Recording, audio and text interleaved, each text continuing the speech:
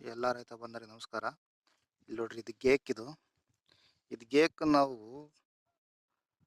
ಇಲ್ಲಿ ನೋಡ್ರಿ, ಈ ಮಡಿಯಲ್ಲಿ ಐತೆ. ಬಟ್ ನಾವು ನೀರಿಕ್ಕಿ ಗೇಕ್ ಕೀಳಕ್ ಹೋಗ್ಬಾರ್ದು. ನೀರಿಗ್ದಲ್ಲೇ ಗೇಕ್ ಕಿತ್ರೆ ಮಾತ್ರ ಆ ಗೆಡ್ಡೆ ಇರುತ್ತಲ್ಲ, ಆ ಗೆಡ್ಡೆವರೆಗೂ ಬರುತ್ತದು ಗೇಕ್. ಇಲ್ಲಿ ನೋಡ್ರಿ, ಕಾಣ್ತಾ ಇದೆ. ನೀರಿಕ್ಕಿ ಗೇಕ್ ಯಾವತ್ತೂ ಕೀಳಕ್ ಹೋಗ್ಬಾರ್ದು, ಬರದೇ ಇಲ್ಲ, ಅದು ಕಟ್ಟಾಗುತ್ತೆ.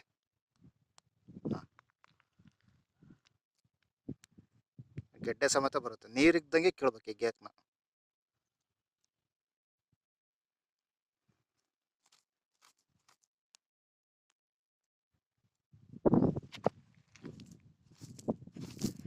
ನಾವೇನ್ ಮಾಡ್ತೀವಿ, ನೀರಿಕ್ಕಿರಿ ಮೆತ್ತು ಬರುತ್ತೆ ಅಂತ ಅನ್ಕೊಂಡ್ಬಿಡ್ತೀವಿ ಭಾಳ ಜನ ರೈತರು. ಬಟ್ ಈ ಗೇಕ್ ಅನ್ನೋದು ಏನಾಯ್ತಾ, ನೀರಿಗ್ದಲೇ ಕೀಳ್ಬೇಕು ಅದಕ್ಕೆ. ಅವಾಗ ಏನಾಗುತ್ತೆ, ಅದು ಎಲ್ಲಿವರೆಗೂ ಬೇರೆ ಹೋಗಿರುತ್ತೆ, ಅದು ಎಲ್ಲಿವರೆಗೂ ಗಡ್ಡೆ ಇರುತ್ತೆ ನೋಡ್ರಿ, ಅದು ಗೆಡ್ಡೆ ಅಲ್ಲೇವರೆಗೂ ನಾವು ಕೈ ಹಾಕಿ ತೆಗಿಬೋದು. ಕಾಣ್ತಾ ಇದೆ. ನೀರಿಕ್ಕಿರಿ ಏನಾಗುತ್ತೆ, ಆ ಮೋಟ ಆಗುತ್ತೆ, ಅದು ಕಟ್ಟಾಗುತ್ತೆ.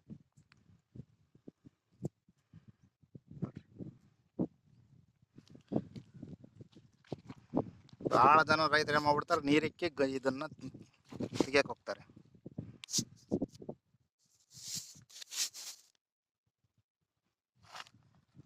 ನೀರಿಕ್ಕಿ ಯಾವುದೇ ಕಾರಣಕ್ಕೂ ಇದನ್ನು ಕೀಳಬಾರ್ದು ಗೇಕ್ನ.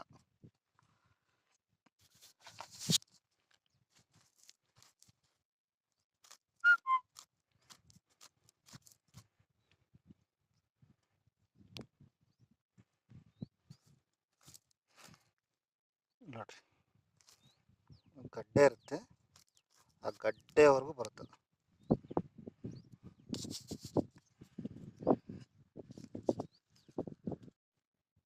ಮತ್ತು ಈ ಗೇಕ್ ಕಿತ್ತು ಎಲ್ಲಿ ಬೇಕಲ್ಲಿ ಬಿಸಾಕಕ್ಕೆ ಹೋಗ್ಬೇಡ್ರಿ. ಯಾಕೆ ಗೊತ್ತಾ, ಇದ್ರ ಒಂದು ಚೂರು ಏನಾದರೂ ಒಂದು ಜಾತ ಬಿತ್ತಂದ್ರೆ ಮತ್ತೆ ಅಲ್ಲೊಂದು ಗಿಡ ಎದ್ದೇಳುತ್ತದೆ.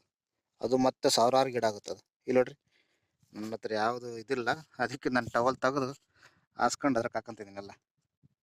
ಇದನ್ನ ನಾನು ಅಲ್ಲಿ ಮನೆ ಹತ್ರ ತಗೊಂಡೋಗಿ ಒಣ ಹಾಕಿ ಸುಟ್ಟಾಕ್ತಿದ್ದೀನಿ.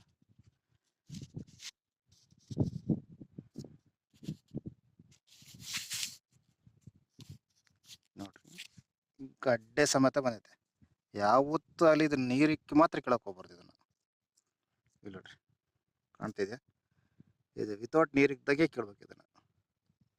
ಈ ಗಡ್ಡೆ ಬರೋವರೆಗೂ ಅದು ಹೋಗುತ್ತೆ ಸೀದಾ. ನೋಡ್ರಿ, ಇಷ್ಟುದೈತೆ. ಓಕೆ, ನೆಕ್ಸ್ಟ್ ವಿಡಿಯೋದಲ್ಲಿ ಸಿಗ್ತೀನಿ. ಬಾಯ್.